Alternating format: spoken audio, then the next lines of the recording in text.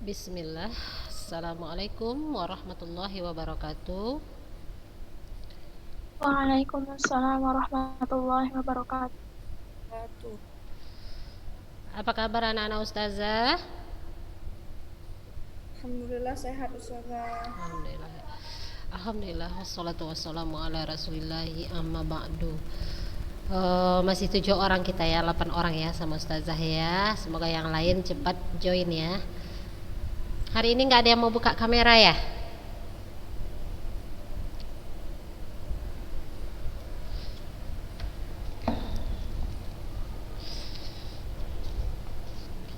Nah, anak-anak ustazah, insya Allah pekan depan kita sudah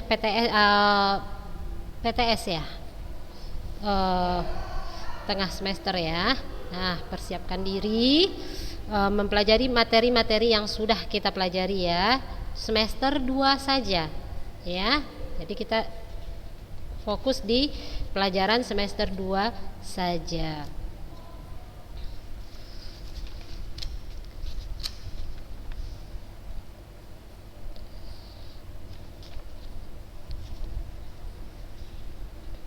Ada orangnya nggak ini?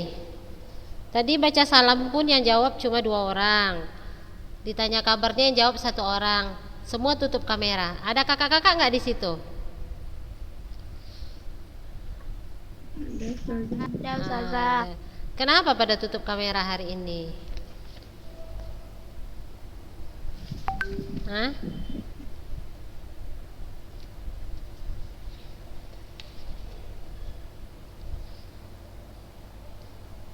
Ya.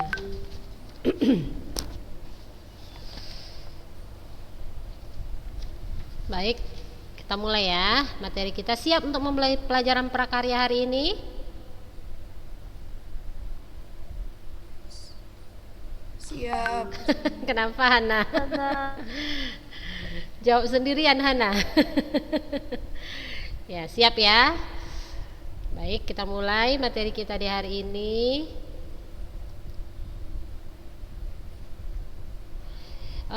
Kita hari ini masih di bab rekayasa ya anak-anak ustazah, masih di bab dasar-dasar elektronika ya, dasar-dasar elektronika. Nah, ini lanjutan ya dari pelajaran semester 1 ya, di bab kelistrikan. Naziha. Nah, apa itu elektronika? Yaitu ilmu yang mempelajari alat listrik, arus lemah yang dioperasikan dengan cara mengontrol aliran elektron atau partikel bermuatan listrik dalam suatu alat ya, seperti apa? Seperti komputer, peralatan elektronik ya, termokapel, semikonduktor dan lain sebagainya. Nah, semua alat elektronik yang di rumah ya, misal kulkas gitu, AC. Nah, ini memakai ilmu elektronika ini ya.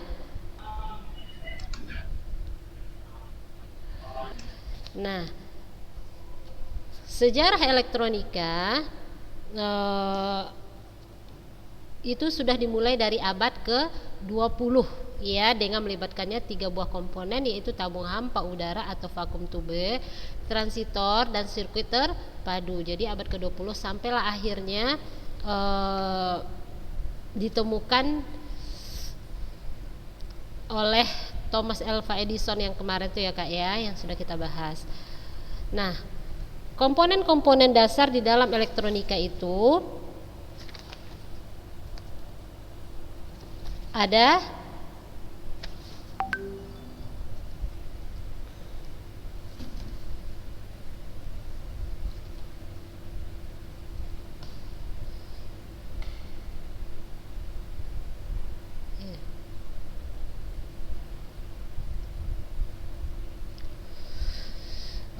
ada yang namanya transistor, ada yang namanya dioda, ada yang namanya IC ya. Terus serta komponen-komponen pasif elektronika seperti resistor, kapasitor dan induktor ya. Nah, resistor ya itu merupakan komponen elektronik yang memiliki 2 pin ya, yang didesain untuk mengatur tegangan listrik dan arus listrik ya, dengan resistensi tertentu ya, atau tahanan ya, dapat memproduksi tegangan listrik antara kedua pin. Nah, nilai tegangan terhadap resistensinya berbanding lurus dengan arus yang mengalir. Nah, untuk resistor itu dibagi dua ya, anak-anak ustazah. Ada yang namanya resistor tetap dan ada yang namanya resistor variabel. Apa itu resistor tetap? Yaitu resistor yang nilai hambatannya relatif tetap. Ya, biasanya terbuat dari karbon, kawat atau paduan logam. Nah, sedangkan resistor variabel atau disebut juga potensiometer ya, yaitu resistor yang besar hambatannya yang dapat diubah-ubah ya, yang termasuk ke dalam potensiometernya antara lain ada resistor KSN, ada resistor LDR dan ada resistor VDR. Nah, terus untuk lambang-lambangnya kemarin juga sudah ustazah tunjukkan ke anak-anak ustazah bentuknya ya, resistor itu seperti apa. Nah, kemarin juga sudah ditunjukkan. Nah, di dalam resistor itu anak-anak ustazah ada warna-warna. Nah, ternyata warna itu menunjukkan kode ya. Ya, ini ada contoh gambar resistor. Nah, resistor itu terdiri dari beberapa warna. Nah, setiap warna itu ada kodenya ya. Nah, yang selanjutnya ada namanya kondensator atau kapasitor. Ya, kondensator atau kapasitor. Ya, kondensator atau sering juga disebut kapasitor itu adalah suatu alat yang dapat menyimpan energi di dalam medan listrik. Nah, dengan cara apa? Dengan cara mengumpulkan ketidakseimbangan internal dari muatan listrik. Nah, untuk kondensator ini memiliki satuan yang disebut farad ya.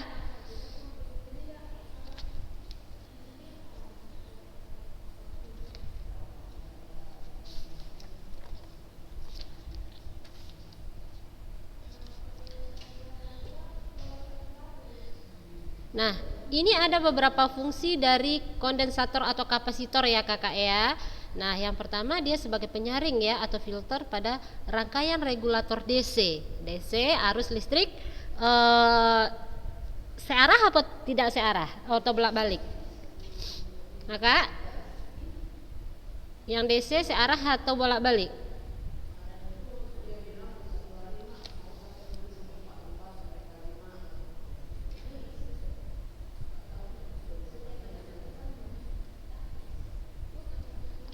Nazihah, arus DC itu harus searah apa atau harus bolak-balik? Mana catatan nanti? Catatan semester 1-nya buka, coba. Catatannya jangan dirubah-rubah, biar aja itu. Apa kakak? Arus DC dan apa itu arus? Arus yang tetap. Kalau DC adalah arus yang tetap. AC berarti yang bolak-balik ya, itu ya. Jadi fungsi kapasitor di sini adalah sebagai penyaring pada rangkaian regulator DC atau arus tetapnya ya, atau power supply untuk minimalisir tegangan replay atau AC pada arus yang bolak-balik yang masih tersisa. Nah, fungsi yang kedua adalah sebagai pembangkit pulsa ya, frekuensi dalam rangkaian osilator. Nah, yang ketiga sebagai penggeser pasa. Nah, yang keempat sebagai kopling, yakni penghubung antara dua buah rangkaian elektronika sebagai seperti pada rangkaian penguat atau amplifier yang menghubungkan rangkaian preamp dengan amplifier. Amplifier ini adalah penguat suara ya kakak ya. Nah, yang kelima, fungsi yang terakhir dari kapasitor ini adalah rangkaian adalah sebagai filter atau kopling pada rangkaian power supply ya, penggeser fasa, pembangkit frekuensi pada rangkaian osilator, dan juga dapat digunakan untuk mencegah percikan bunga api yang akan terjadi pada saklar. Nah, itu tadi fungsi-fungsi dari kapasitor ya, kondensator atau kapasitor.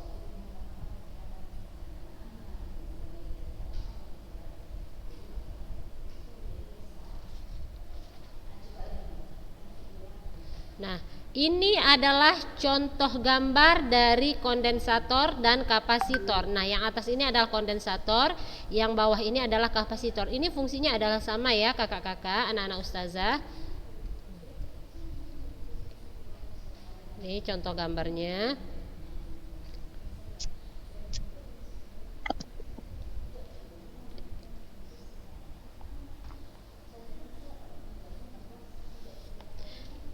Nah, untuk kapasitor itu anak-anak ustazah terbagi beberapa. Ada yang namanya kapasitor nonpolar. Nah, ini logonya ya anak-anak ustazah.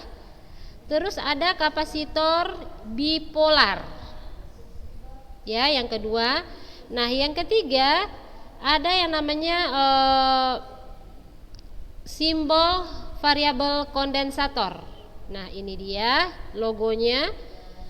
Nah, dia terbagi tiga ya, simbol kapasitor nonpolar, simbol kapasitor bipolar, dan simbol kapasitor dan simbol variabel kondensator. Nah, itu dia tentang kondensator atau kapasitor. Nah, selanjutnya kita masuk ke induktor atau reaktor, yaitu komponen listrik yang digunakan sebagai beban induktif. Ya, simbol induktor dapat dilihat ya, nih anak-anak ustazah, ini adalah simbol dari variabel nonpolar tadi ya. Ya, ini adalah simbol induktor. Nah, ini dia yang berpilin-pilin ya, kayak per ya, anak-anak ustazah. Nah, yang terakhir, yang berikutnya adalah transformator atau trafo ya. Nah, transformator atau trafo adalah alat yang memindahkan tenaga listrik antar dua rangkaian listrik atau lebih melalui induksi elektromagnetik. Nah, transformator ini bekerja berdasarkan prinsip induksi elektromagnetik ya. Tegangan masukan bolak-balik yang membentangi primer ya, menimbulkan flux magnet yang idealnya semua bersambung dengan lilitan sekunder. Ya, trafo ya anak-anak ustazah ya.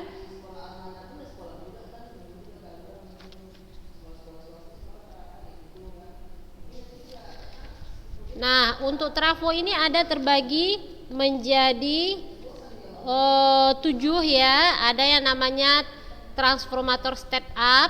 Nah, ini dia. Terus ada yang namanya transformator step down. Juga ada yang namanya auto transformator. Terus ada yang namanya auto transformator variabel. Ya, yang keempat, yang kelima ada namanya auto transformator isolasi. Yang keenam ada namanya auto transformator pulsa, dan ada yang ketujuh terakhir auto transformator 3 fase. Ya, nah itu jenis-jenis transformator atau trafo. Nah, hari ini kita mempelajari sifat dan macam bahan penghantar dan isolator. Nah, apa itu bahan-bahan penghantar? Yaitu bahan yang memiliki daya elektron bebas pada kulit terluar orbit ya, anak-anak ustazah. Elektron bebas ini akan sangat berpengaruh pada sifat bahan. Jadi bahan penghantar listrik ya. Jika suatu bahan listrik memiliki daya elektron bebas pada orbit-orbit elektron, bahan ini memiliki sifat sebagai penghantar listrik. Nah, ya, jadi bahan penghantar di sini adalah bahan penghantar listrik. Nah, bahan penghantar memiliki sifat-sifat penting ya anak-anak ustazah. Yang pertama, yang A, yaitu daya hantar listrik. Jadi bahan itu harus memiliki daya hantar listrik. Contohnya di situ kabel misalnya ya kan. Nah, kalau kayu kan tidak mempunyai daya hantar listrik ya. Nah, terus dia koefisien temperatur tambahan ya. Terus yang C, daya hantar panasnya ada. Yang D, daya tegangan tariknya. Yang E adalah timbulnya daya elektromotoris termo. Nah, itu dia ya. Bahan-bahan penghantar memiliki sifat-sifat yang penting. Nah, apa saja contoh-contoh bahan penghantar? Nah, yaitu aluminium ya, anak-anak ustazah. Aluminium. Nah, terus ada yang namanya tembaga. Terus ada seng ya, seng kalau aluminium itu disingkat dengan al ya. Kalau tembaga itu Cu ya, terus seng atau Zn, dan ada timah atau Sn. Nah, ini adalah bahan-bahan yang bisa menghantar listrik. Oke, ada 4 macam ya, dari aluminium, dari tembaga, seng, timah.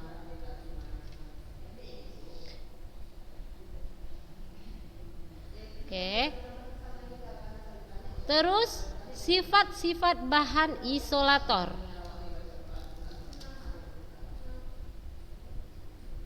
Nah, bahan yang disebut sebagai bahan isolator adalah bahan dielektrik ya. Ini disebabkan jumlah elektron yang terikat oleh gaya tarik ini sangat kuat. Ya.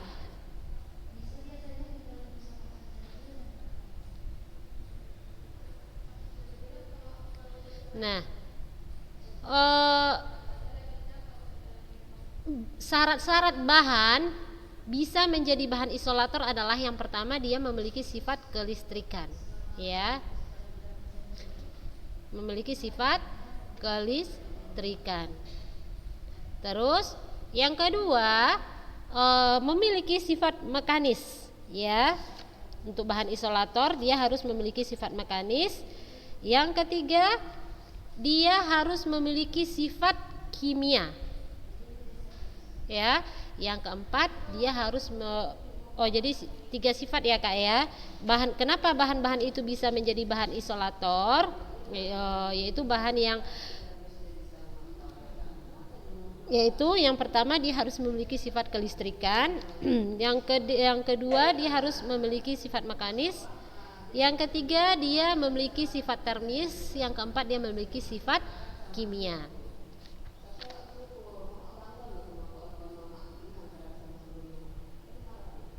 Nah, maksud kelistrikan di sini, sifat kelistrikan ini ya anak-anak ustazah, yaitu bahan penyekat mempunyai tahanan listrik yang besar ya. Jadi penyekat listrik ditujukan untuk mencegah terjadinya kebocoran arus listrik antara kedua penghantar ya, yang berbeda potensial ya. Nah, dan untuk mencegah loncatan listrik ke tanah. Nah, kebocoran arus listrik harus dibatasi sekecil-kecilnya atau tidak melampaui batas yang telah ditentukan oleh peraturan yang berlaku.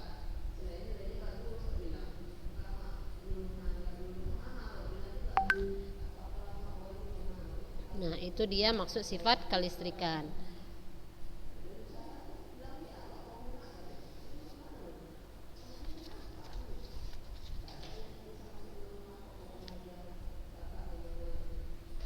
Oke.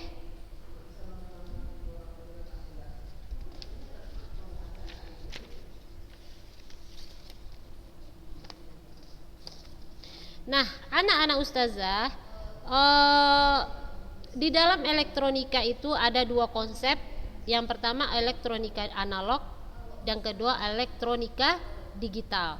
Apa itu elektronika analog? Yaitu bidang elektronika di mana sinyal listrik yang terlibat bersifat kontinu. Nah, sedangkan komponen yang digunakan umumnya disebut komponen diskrit. Ya, beda dengan elektronika digital di mana sinyal listrik yang terlibat merupakan sinyal 0 volt atau 5 volt. Nah, ini contoh beberapa alat dengan konsep elektronika analog. Nah, itu ada jam tangan konvensional ya, kamera analog, alat-alat perkusi ya, menghitung dengan tangan atau lidi dan batu, terus komputer analog yaitu komputer dengan program yang sangat sederhana. Nah, ini adalah contoh-contoh alat elektronika yang memakai sistem analog ya, konsep analog. Nah, yang kedua adalah elektronika digital, yaitu sistem elektronika yang menggunakan isyarat digital ya anak-anak ustazah. Nah, elektronik digital ini adalah representasi dari aljabar boolean yang digunakan di komputer, telepon genggam, dan berbagai produk konsumen lainnya.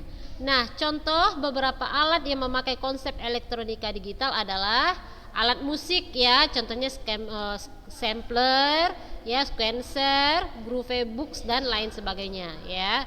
Terus kamera digital, terus menghitung dengan kalkulator, komputer dan lain-lainnya, terus modem. Nah, ini memakai konsep elektronika digital. Nah, alat-alat yang memakai konsep elektronika digital.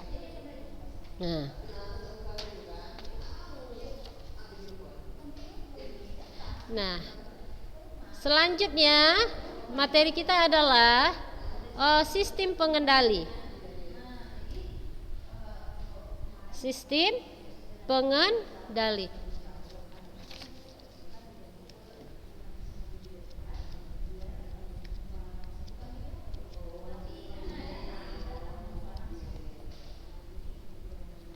Nah, anak-anak ustazah, di dalam bab wawasan elektronika tadi, di dalam bab dasar-dasar elektronika tadi, di bagian wawasan elektronika yang kita sudah sampaikan ya, komponen elektronika, terus apa-apa saja ya kan komponennya, terus ada bahan yang bisa menghantar listrik ya, contohnya di situ ada aluminium, terus sampai tadi kita ke yang terakhir yang kita pelajari yaitu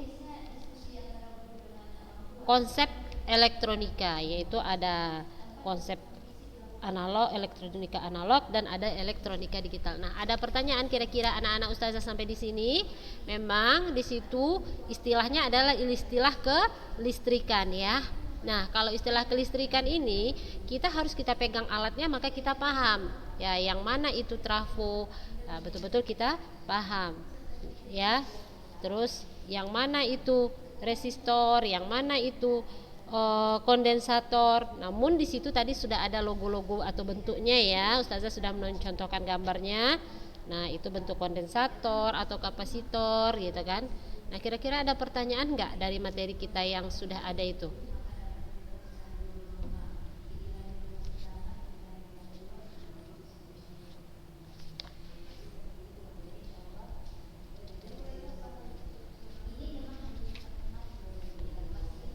Kalau nggak ada pertanyaan berarti ustazah anggap anak-anak ustazah paham ya. Jangan lupa ya kakak-kakak, catatannya yang ustazah sampaikan itu ada catatannya ya.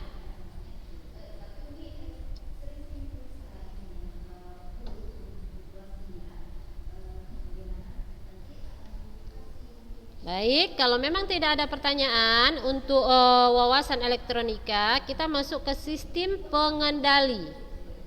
Ya, sistem pengendali. Nah,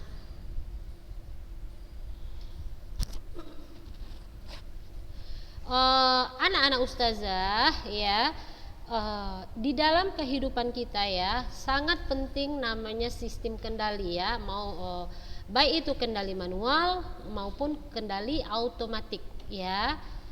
Nah, peranan sistem kendali automatik yaitu paling menonjol dalam berbagai keperluan ya, kehidupan manusia, yaitu contohnya pengendalian pesawat ruang angkasa ya kan, pengendali peluru kendali ya kan, sistem pengemudi pesawat, satelit dan lain sebagainya. Nah, sementara di industri diperlukan untuk pengendalian mesin-mesin produksi ya, di bidang manufaktur ya, pengendalian proses seperti tekanan, temperatur, aliran, gesekan, kelembapan dan sebagainya. Jadi anak-anak ustazah kita tidak bisa terlepas dari sistem pengendali. Contohnya di rumah anti pakai AC ya. Pakai AC. Nah, di situ kita juga pakai sistem pengendali. Pengendali apa? Pengendali temperaturnya. Ya kan?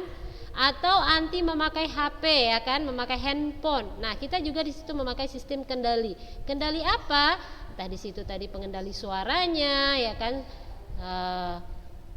dan lain sebagainya. Apapun yang ingin kita kendalikan. Nah, itu namanya sistem pengendali. Jadi kita tidak bisa lepas ya itu dari sistem pengendali, dan dia memiliki peran yang sangat penting di dalam kehidupan umat manusia.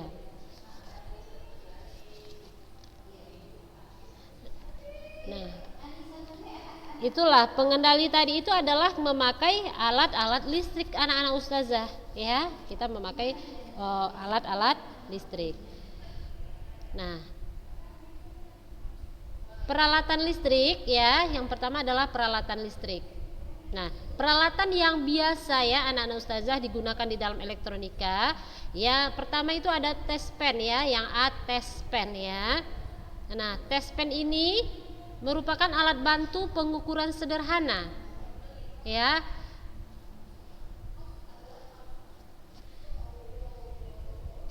Alat bantu pengukuran sederhana. Test pen pun digunakan untuk mengetahui apakah suatu penghantar listrik, ya kabel ya, mau kawat, apakah dia memiliki tegangan listrik atau tidak. Nah, ini bisa kita cek dengan menggunakan test pen ya anak-anak ustazah. Nah, di dalam test pen terdapat lampu ya, lampu petunjuk, itu disebut indikator ya, yang akan memberikan tanda apabila menyala, maka pada bagian sumber terdapat tegangan.